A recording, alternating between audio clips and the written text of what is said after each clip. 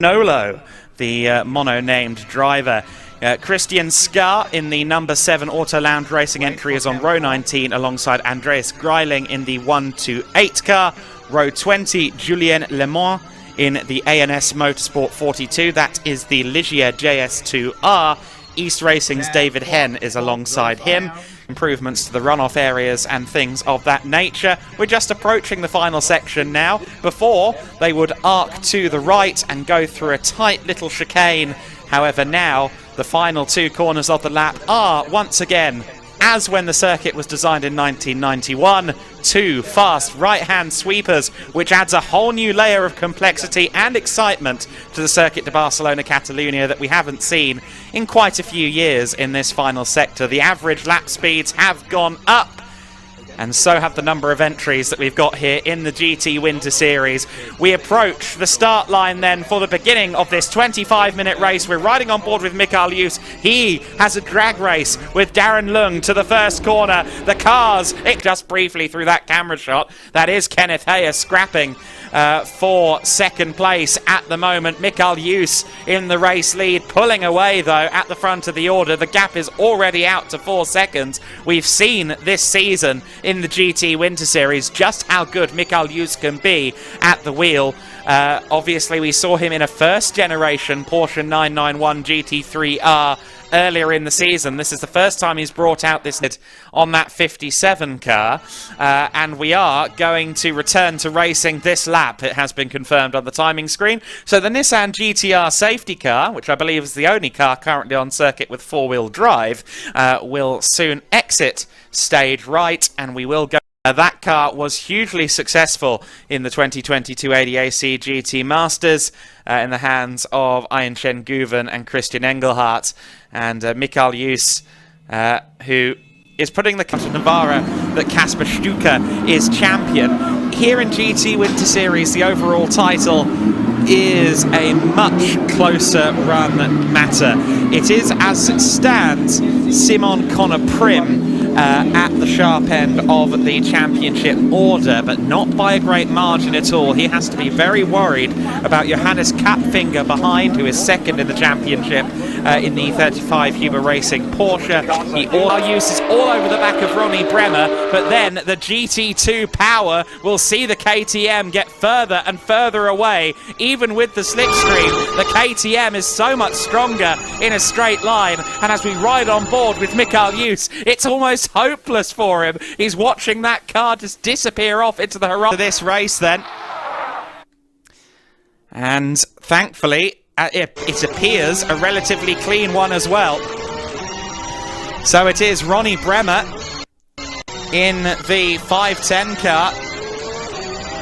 The KTM Crossbow GT2 leads the GT3s. It was always theorised, of course, that the GT2 cars should be on par with the GT3 machines, just making up time in different places. Now, in actuality, the GT2s have often looked slower than the GT3 cars in competition, but up until last year, the GT2 European Series, SRO's flagship competition for these GT2 cars, has exclusively featured drivers of 40 years and up, bronze and silver only. That age restriction has been taken away for this season, so we're going to see young silvers in GT2 for the first time. I think we may start to see some of the true potential of the GT2 cars in the 2023 season, and Ronnie Bremer is doing it right here, right now, in the GT Winter Series. Two cars as well as some of the KTMs. Meanwhile, Kenneth Hayer looks like he might have a run. He's got a slipstream from the KTM. He's got Mikael Juus to his right as we approach the first corner. Now, is Mikael Juus still there? Hayer keeps a wide berth into the corner. Where is Mikael Juus? I imagine they're still side by side, but we'll have to wait and see. Hopefully we get a look as they come out of turn 3, but it does appear the move has been made. Yes, Mikael Juus had to make way. I think Kenneth Hayer just folded him out of contention at turn 1, got a better run through turn 2, and made the position. So, Mikael Juus has tried and failed to get past the rocket ship KTM GT2 car of Ronnie Bremer. It's Kenneth Hayer's turn then. Let's see if the Equip Vitesse Mercedes AMG still our race leader, but Mikael Hughes is there ahead of him in second place once again. We saw the Mercedes get back through into second at one point, but that is no longer the case. Very late on the brakes there was Kenneth Hayer, almost into the back of Mikael Hughes, but he just about got the car stopped. Of course, I think Mikael was being a little bit careful owing to the back marker. There's some debris on the outside of turn 5 that we just spotted there, thanks to this wonderful onboard camera. Hayer looking to the inside at turn 7. That's not typically an overtaking opportunity. The flick at 8. He's got good performance there out of the corner. Mikael Hughes having to go defensive. Of course, all of this is great for Ronnie Bremer because Bremer has the straight line speed advantage. And while Mikael Hughes and Kenneth Hayer fight, they're not quicker than him in the corners either.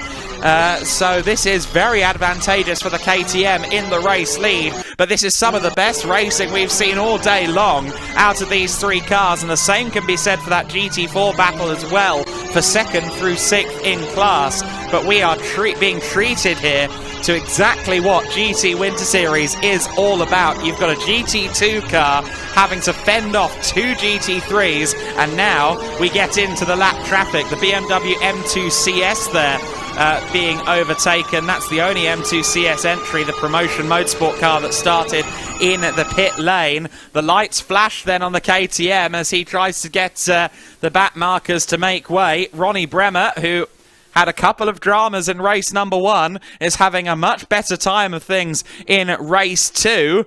And for now, is our race leader. Darren Lung, incidentally, is still there in 4th place. We just got a brief glimpse there of the Schubert Motorsport BMW. He runs 4th overall and 3rd in the GT3 class as we ride once again on board with Mikael Hughes.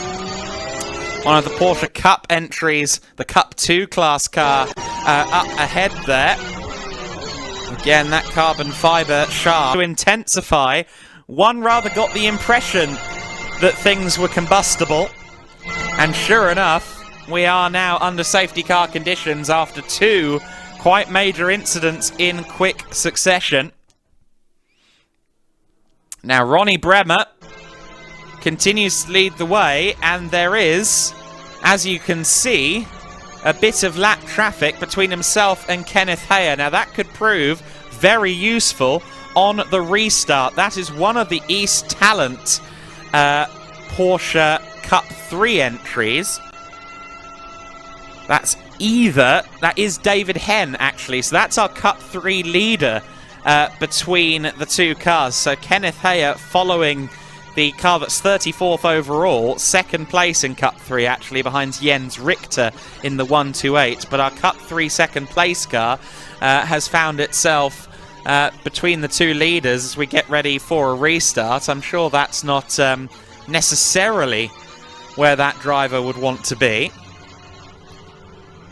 However, 1980 vintage Formula 1 car. And this year we'll be moving into modern motor racing. I'm not sure if he has officially announced his program, but I do know what it is. And it is going to be very exciting to see him in the ranks of competitive modern racing, because he has had great... In the number 91 car, Klaus Horn, in the other U-Sport Wagen Technique entry. Here's the main man of U-Sport Wagen Technique, Mikael, in 4th place now, of course. In fact, no, he's back into 3rd. Okay, so Darren Lung has fallen back behind. He's also got Mikael Kapfinger in the Cup 2 Porsche just behind him as well. Lots of argy-bargy as everyone tries to get through the traffic there. Going 3 wide into turn 9 is not ideal, but we saw it happening. Hopefully they all came out of the other side. Meanwhile, Mikael Hughes has a renewed vigour about him. He briefly lost out to Darren Lung on him. He's got Engman in the Auto Lounge Racing number 7 car. Of course, Engman was our class leader by some way, but because of the safety car period, he's been dragged down into the GT4 battle, and Kevin Engman has to try and get back past. And as it stands on the timing screen, he has gotten back past. The Auto Lounge Racing Audi R8 LMS GT4 car is our GT4 leader again. Oh, but that's a big looking incident there for the number 92 Porsche. You see there the bodywork down. That, of course, is the sister car to the 992 that we saw in the wars earlier on. The number 92 car, I believe, with Engelmeyer at the wheel, if I'm not mistaken. It is indeed currently listed as Martin Engelmeyer at the wheel. That is a big incident. Yellow flags are out, but the race is still going, so we should really try and catch the leaders again. They will have to slow through turn 12 because that's where this accident has happened, on the exit of turn 12. Kenneth Heyer will not be able to be overtaken here by Mikael Hughes. However, the circuit will go green again here, and Hughes, I don't think, has an opportunity to get around turn 14. No, he doesn't. The checkered flag waves then for Ronnie Bremer. A great win for the Cup X class, up into 8th position. A round of applause to Johannes Kapfinger. That could do his championship chances a lot of good. He was second in the points coming into this one. Wow, wow, wow. I'm very impressed by that. Drysov in the 32 car, 9th in the points. And rounding out our overall top 10 is Astrand in the 57 car. That is Matthias Astrand in the 57 M-Tech machine. There is the 92 car that we see parked up after that incident. We should talk about the other class winners. In GT4, per the timing screen, Leo Pichler managed to get by. We didn't see that after falling back to 6th. At one time was second in the class, and there are a few telltale signs of battle scars there on Kenneth Heyer's Mercedes, aren't there? There's a few of those parts of the grille missing on the AMG GT3. But otherwise, the car is in